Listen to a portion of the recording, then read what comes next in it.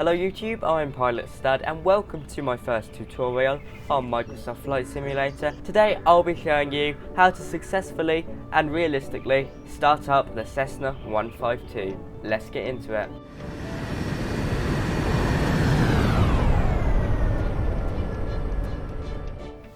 Now today I'll be showing you how you can start up in a realistic manner the Cessna 152. Be sure to like, comment and subscribe if you're new here. I do flight training videos, flight sim videos, trip reports and a lot more, so if you love everything about aviation, you've certainly come to the right place. But now let's get into this startup tutorial. Okay, so here we are in the Cessna 152 cockpit. Now I'm using the realistic checklist. I've got it in front of me. It's actually a real checklist from the aircraft, but there's some stuff we have to skip because it's not actually modelled in the sim yet. So we're going to skip seat and harness checks because obviously I haven't got them. Then we're going to check our parking brake so we can toggle yoke visibility, and parking brake is on by default, so we don't need to worry about that.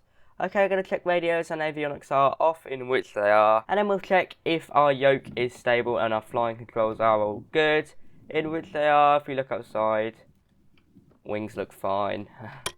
So there we go. Now the next thing to do is to make sure trim is set to neutral, so it should line up with takeoff, in which it does.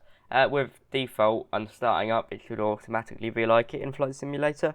Okay, the next thing you want to check is cabin heat. I'm not sure how important this is in Flight Simulator, but anyway, we can see it is closed off by default, so there we go.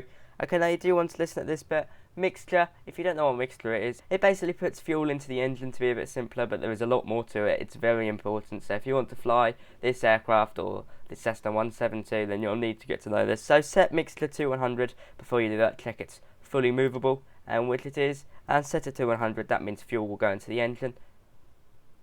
Right, okay, after you've done that, check your throttle, check you can push it in and out, and set it to about, I don't know, 30%.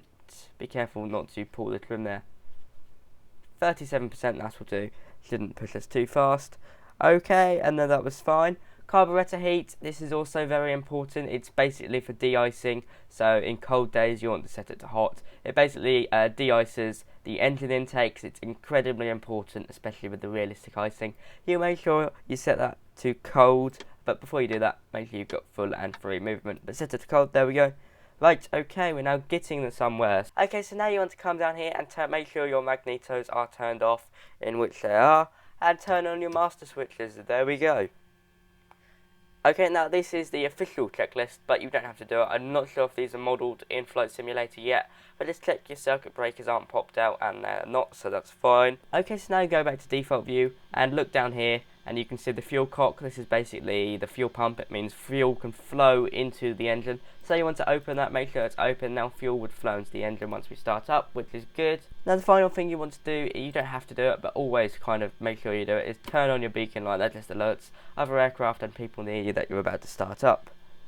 And now, interestingly, in the 152, I'm not sure if this is modelled in any of our aircraft in Flight Simulator, but we've got a primer, so we're going to prime the engine and twist the magnetos. And there you go. You can see the old engine started up.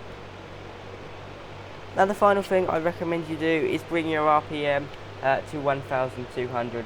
So if we're looking at our RPM, we can see, so if we're looking at our RPM, we can see it's at about 15,000 right now, so we can bring that down and let's let it rest at around 1,200.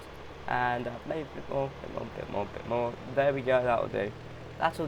So that is how you start up a Cessna 152 in Microsoft Flight Simulator. You're now ready to contact ATC, begin your taxi, take off, and fly your VFR or whatever you're going to fly. So if you enjoyed this video, please remember to like, comment and subscribe. It really helps me out. I'm doing plenty of tutorials on Microsoft Flight Simulator, as well as fun videos and videos for tips that are really going to help you out. So make sure you stick around for that. Once again guys, thanks for watching, but from me today, that is all. Bye bye.